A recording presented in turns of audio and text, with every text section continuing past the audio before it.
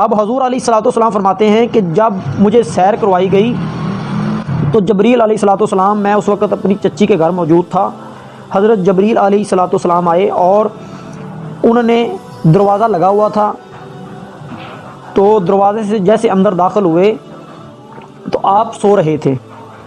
کافی علماء کرام نے اس حدیث کو نقل کیا ہے، آپ سو رہے تھے تو حضرت جبریل علیہ الصلوۃ والسلام آپ کو دیکھتے ہیں تو سوچتے ہیں کہ ان کو کیسے اٹھایا جائے، بے ادبی ہو جائے گی، ان کو میں کیسے اٹھایا جائے۔ علماء کرام فرماتے ہیں کہ انہوں نے سب سے پہلے حضور علیہ الصلوۃ والسلام کے قدموں کا بوسہ لیا۔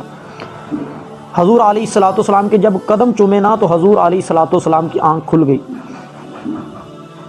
چمن دی ریت ساکو جبریل نے سکھائی، جبریل قدم چمے نبی کو جاگ آئی۔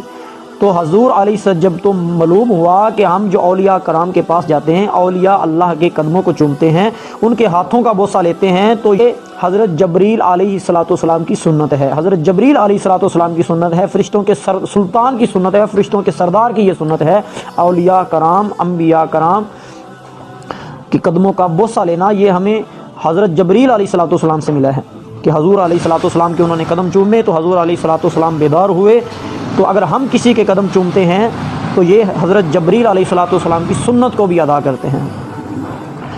تو حضور علیہ الصلوۃ والسلام بیدار ہوئے تو آپ کے ساتھ چل پڑے، حضرت جبریل علیہ الصلوۃ والسلام کے ساتھ۔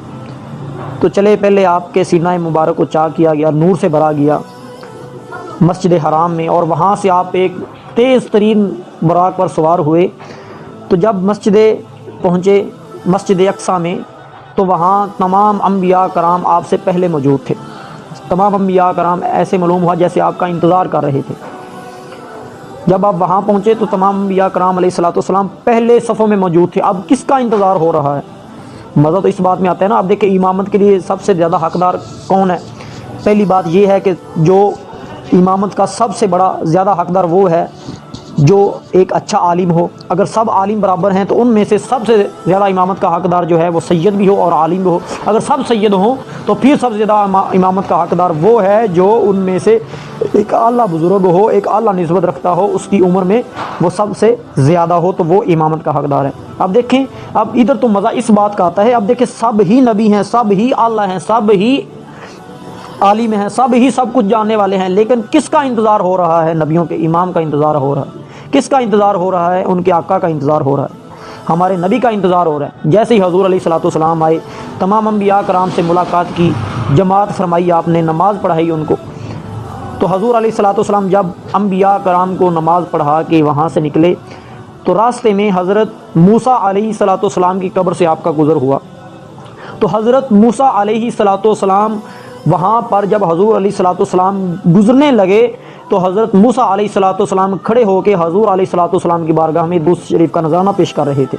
اب یہاں لفظ جو آتا ہے یہ صلاۃ کا لفظ استعمال کیا گیا۔ اب دیکھیں صلاۃ کے جو معنی ہیں وہ تین ہیں۔ ایک صلاۃ کا معنی ہوتا ہے درود، ایک صلاۃ کا معنی ہوتا ہے دعا، ایک صلاۃ کا معنی ہوتا ہے نماز۔ اب دیکھیں ادھر جو ہے اس کا معنی نماز، کیونکہ مرنے کے بعد نماز نہیں ہے، نماز اس سے پہلے ہے، لیکن حضرت موسیٰ علیہ السلام، کچھ لوگ یہ معنی کرتے ہیں کہ یہاں وہ نماز پڑھ رہے تھے، وہ نماز نہیں پڑھ رہے تھے بلکہ میرے آقا کی آمد پر، میرے آقا کی آمد کی خوشی میں حضور علیہ الصلوۃ والسلام پر وہ درود و سلام کا نذرانہ پیش کر رہے تھے کھڑے ہو کے۔ پہلے آسمان پر گئے، وہاں انبیاء کرام سے ملاقات کی، دوزخ اور جنت کا معائنہ کیا، دوسرے آسمان پر، تیسرے آسمان پر، چوتھے آسمان پر، چھٹے آسمان پر، ساتویں آسمان پر، تمام ہر انبیاء کرام علیہ الصلوۃ والسلام سے ملاقاتیں کرتے گئے۔ اور جب آپ عرش پر پہنچے نا، آپ جہاں بھی گئے پہلے آپ جس جگہ کا بھی معائنہ کیا، آپ نے دوزخوں کا معائنہ کیا، جنت کا معائنہ کیا، ہر فرشتے سے ملے، سب سے ملاقات کی۔ اور جب آپ عرش عظیم پر پہنچے نا تو وہاں پہلے حضرت جبریل علیہ الصلوۃ والسلام ہر موڑ پر آپ کے ساتھ تھے، ہر جگہ آپ کے ساتھ تھے۔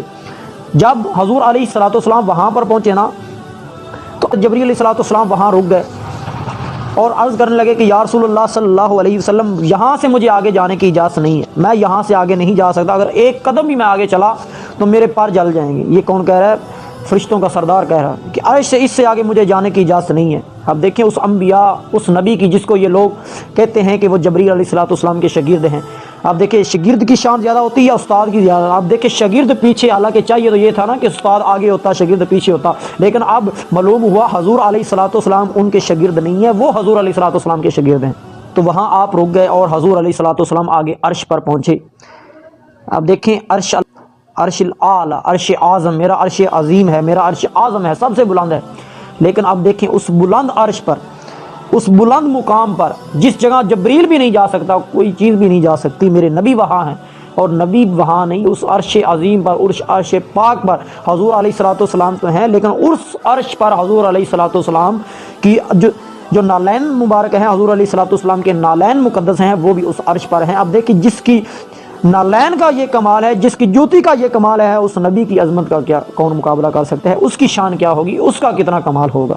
اب حضور علیہ الصلوۃ والسلام وہاں ہیں، آگے اللہ خالق کائنات سے ہم کلام ہوئے، کعبہ قوسین، اتنا حضور علیہ الصلوۃ والسلام قریب ہوئے، کعبہ قوسین 2 انگلیوں کا فاصلہ رہ گیا، نہیں اللہ نبی کو وقفے تیری ویکھن والی نہیں وقفے، اتنا حضور علیہ الصلوۃ والسلام اللہ کے قریب ہوئے۔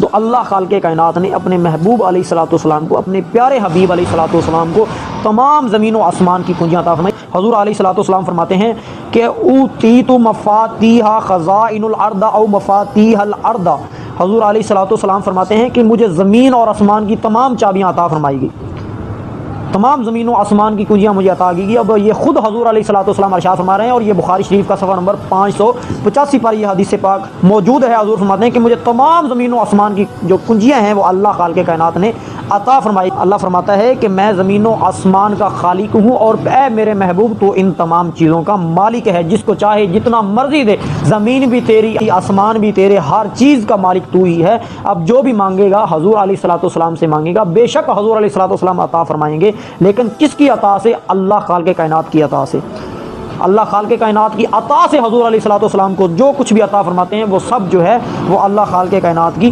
عطا سے فرماتے ہیں۔ اب دیکھیں نا حضور علیہ الصلوۃ والسلام کا کتنا مقام ہے، اس جگہ پر پہنچ گئے جہاں فرشتوں کا جو سلطان ہے، عرش پر پہنچے، وہاں جو فرشتوں کا سلطان ہے، جو فرشتوں کا سردار ہے، وہ جبریل بھی نہیں جا سکتا، کوئی بھی نہیں جا سکتا۔ دیکھیں موسیٰ علیہ الصلوۃ والسلام، جب اللہ خالق کائنات نے ارشاد فرمایا کہ موسیٰ تو مجھے نہیں دیکھ سکتا، آپ نے پھر بھی کہا کہ یا اللہ میں تجھے دیکھنا چاہتا، آپ نے فرمایا کہ تو نہیں دیکھ سکتا، لیکن ایک صرف اللہ نے تجلی اپنی ظاہر فرمائی تو بے ہوش ہو کر گر گئے۔ قربان جاؤں اس نبی پر، قربان جاؤں اس سونے آقا پر، جس نے حضور علیہ الصلوۃ والسلام کعبہ قوسین اتنا قریب ہوئے کہ صرف 2 انگلیوں کا فاصلہ رہا، یہ بھی نہیں بلکہ کعبہ قوسین اس سے بھی زیادہ، او ادنا، اس سے بھی زیادہ حضور علیہ الصلوۃ والسلام اللہ خالق کائنات کے قریب ہوئے۔ لیکن قربان جاؤں ایسی طاقت پر، قربان جاؤں ایسی محبت پر، قربان جاؤں ایسے نبی پر جس کے لیے حضرت موسیٰ علیہ الصلوۃ والسلام بھی فرماتے رہے کہ یا اللہ مجھے اس نبی کا امتی فرما دے۔ اب ہمیں بھی حضور علیہ الصلوۃ والسلام کا امتی ہونے پر فخر کرنا چاہیے، کہ ناز کرنا چاہیے کہ ہم اس نبی کے غلام ہیں، ہم اس نبی کی امت میں سے ہیں جس کی امت میں آنے کے لیے حضرت موسیٰ جیسے کلیم اللہ دعائیں کرتے رہے۔ ہم دیکھیں کتنے خوش نصیب ہیں، کتنے خوش قسمت ہیں کہ اللہ خالق کائنات نے ہمیں حضور علیہ الصلوۃ والسلام کا امتی بنایا۔ تو حضور علیہ الصلوۃ والسلام کی جو معراج ہے وہ عرش اولا تک ہے۔ حضور علیہ الصلوۃ والسلام نے اپنی بیداری حالت میں، ظاہری حالت میں حضور علیہ الصلوۃ والسلام میں نے معراج فرمائی، اور 18 سال تک حضور علیہ الصلوۃ والسلام ادھر رہے، اور وہاں حضور علیہ الصلوۃ والسلام رہے، اور وہاں رہ کر بھی آپ کی نظر اپنے غلاموں پر ہیں۔ حضور علیہ الصلوۃ والسلام فرماتے ہیں جب میں جنت میں پہنچا تو وہاں مجھے حوروں کی سردار نے کہا، وہاں مجھے حوروں کی سردار نے کہا مجھے عطا فرمائیے، تو حضور علیہ الصلوۃ والسلام نے فرمایا کہ اگر تو نے مانگا ہے تو جا، میں تجھے اپنا بلال دیتا ہوں۔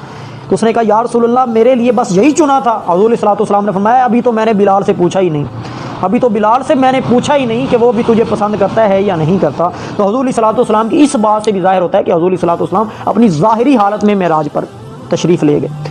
اور فقط یہی نہیں، حضور علیہ الصلوۃ والسلام کا علم غیب کافی حدیثیں بخاری شریف میں موجود ہیں، مسلم شریف میں موجود ہیں۔ حضور علیہ الصلوۃ والسلام ایک دفعہ نماز پڑھ رہے تھے کہ حضور علیہ الصلوۃ والسلام صحابہ پیچھے موجود تھے، تو صحابہ کرام فرماتے ہیں کہ ہم نے دیکھا کہ حضور علیہ الصلوۃ والسلام نماز میں کھڑے ہو کر حضور علیہ الصلوۃ والسلام نے اپنے ہاتھ ایسے یوں بلند کیا، تو ہم نے پوچھا، عرض کی یا رسول اللہ صلی اللہ علیہ وسلم فدا کا امی و ابی، ہمارے ماں باپ آپ پر قربان ہوں، یا رسول اللہ آپ نے نماز میں کیسے ہاتھ اوپر بلند کیا اور پھر نیچے کر لیا؟ آپ کو فرماتے ہیں کہ میں نے جنت میں ایک خوبصورت پھل دیکھا اور میں نے کوشش کی کہ میں اس کو توڑ کر کھاؤں، لیکن پھر میرا ارادہ کیا کہ ابھی میں نماز میں، حضور صلی اللہ علیہ وسلم نے اس کو نہیں توڑا۔ اب دیکھیں جو بندہ زمین پر ہمارا ہاتھ جو ہے 3-4 فٹ کی لمبائی سے آگے نہیں جا سکتا، اس سے زیادہ ہمارا ہاتھ آگے نہیں جا سکتا، لیکن قربان جاؤں اس نبی کے ہاتھ پر جو کھڑے زمین پر ہیں، کھڑے نماز میں ہیں، لیکن ہاتھ ان کا جنت میں چلا گیا۔ فرماتے ہیں کہ میں جنت میں نے پھل ایک دیکھا جس کے ہاتھوں کا یہ کمال ہے، جس کے ہاتھوں کا یہ کمال ہے، اس کملی والے آقا کی نظروں کا کیا کمال ہوگا، اس کی نظروں کی کیا برکت ہوگی۔ تو یہ حضور علیہ الصلوۃ والسلام کا علم غیب ہے۔ حضور علیہ الصلوۃ والسلام نے کو ظاہری حالت میں اللہ نے معراج عطا فرمائی، اور حضور علیہ الصلوۃ والسلام کو نمازوں کا تحفہ بھی بہا۔ اب یہ تھی حضور علیہ الصلوۃ والسلام کی معراج، اور ہم لوگوں کی معراج کیا ہے، مومن کی معراج کیا ہے، بندوں کی معراج کیا ہے؟ الصلاۃ معراج المومنین۔ حضور علیہ الصلوۃ والسلام فرماتے ہیں کہ میری معراج تھی عرش کو دیکھنا، تم معراج کرنا چاہتے ہو، اللہ کو دیکھنا چاہتے ہو، تمہاری معراج ہے نماز پڑھنا، نماز پڑھو، اس میں تمہاری معراج